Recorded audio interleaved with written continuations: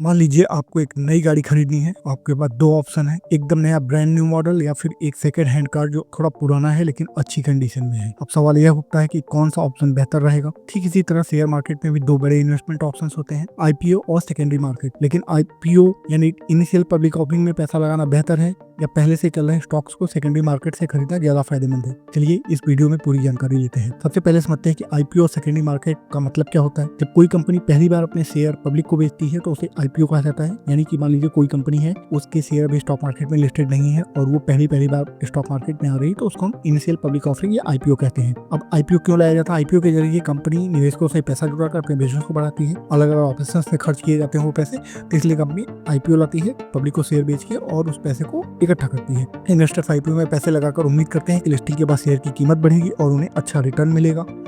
अब for example लेते हैं कि एक कंपनी मान लीजिए XYZ है और वो अपना आईपीओ लेकर आ रही है। उसका एक शेयर 100 रुपये का ऑफर किया गया है। वह लिस्टिंग के बाद इसका प्राइस 150 हो जाता है, तो जिसने आईपीओ में खरीदा तो उसे 50% का गेन होगा। तो इस तरीके से लोग प्रॉफिट बनाते हैं। अब समझते हैं सेकेंडरी मार्केट क्या होता है। जब कोई स्टॉक आईपीओ के बाद शेयर बाजार में ट्रेड होने लगता है तो वो सेकेंडरी मार्केट में आ जाता है। सेकेंडरी मार्केट में आप कभी भी किसी कंपनी का शेयर खरीद या बेच सकते हैं, जैसे NSE या BSE में ट्रेडिंग कर सकते हैं। यहाँ आप कंपनी के प्रदर्शन, जो कंपनी का एक तरीके का उनका ट्रैक रिकॉर्ड है, इंडस्ट्री का ट्रेंड क्या चल रहा है, मार्केट सिचुएशन कैसी, उस हिसाब से अपने स्टॉक को खरीद या बेच सकते हैं। फॉर एग्जांपल अगर एक कंपनी है, मान लीजिए ABC लिमिटेड एक कंपनी है, तो उस कंपनी का शेयर जो आईपीओ के बाद 100 रुपए से बढ़ के 150 रुपए पे ट्रेड हो रहा है, तो आप सेकेंडरी मार्केट में से 150 रुपए पे खरीद सकते हैं। लेकिन जो प्राइस है वो मार्केट के हिसाब से बदलती रहेगी, तो आप उस सिचुएशन के हिसाब से उस कंपनी में इन्वेस्ट कर सकते हैं। अब आईपीओ और सेकेंडरी मार्केट में निवेश के फायदे भी हैं तो नुकसान भी है। पहले देखते हैं कि आईपीओ के फायदे क्या क्या हो सकते हैं। तो अर्ली इन्वेस्टमेंट की अपॉर्चुनिटी मिलती है आपको। आप कंपनी की ग्रोथ का फायदा शुरुआत से उठा सकते हैं। लिस्टिंग गेन मिल सकता है। अगर कंपनी का आईपीओ अच्छा परफॉर्म करेगा तो आपको पहले ही दिन उससे शानदार रिटर्न मिल सकता है। एक फेयर प्राइस आपको मिल सकता है कि आईपीओ का स्टॉक जो होता है वो फिक्स प्राइस या प्राइस बैंड में ऑफर किया जाता है, तो जिससे आपको ओवर वैल्यूएशन का रिस्क कम हो सकता है। लेकिन आईपीओ में नुकसान भी होते हैं, जैसे आईपीओ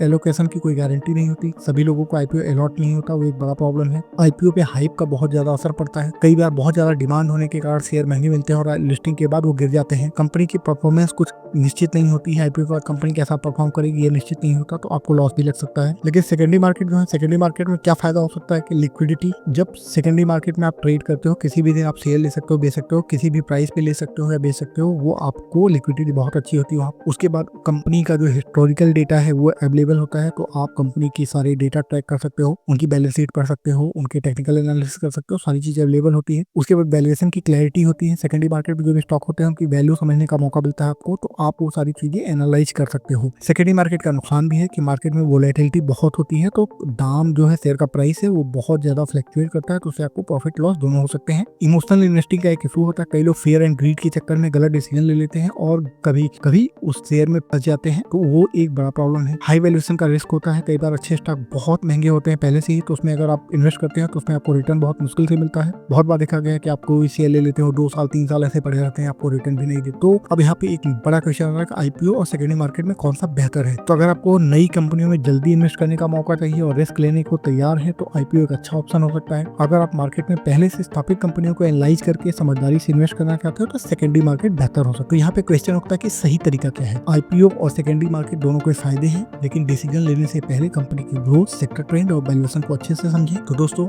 आईपीओ और सेकेंडरी मार्केट दोनों ही अच्छे इन्वेस्टमेंट ऑप्शन, लेकिन फैसला आपको अपनी स्ट्रेटेजी और रिस्क लेने की क्षमता के हिसाब से करना होगा। अब आपकी बारी है, आपको क्या लगता है आईपीओ बेहतर है या सेकेंडरी मार्केट, ये कमेंट में बताइए। अगर आपको ये वीडियो पसंद आया हो तो इसे लाइक करिए, अपने दोस्तों के साथ शेयर करें और हमारे चैनल ट्रेंडी न्यूज को सब्सक्राइब करें। मिलते हैं अगले वीडियो में, तब तक समझदारी से और अच्छे से एनालाइज करके इन्वेस्ट करें और वेल्थ बनाएं। Thank you.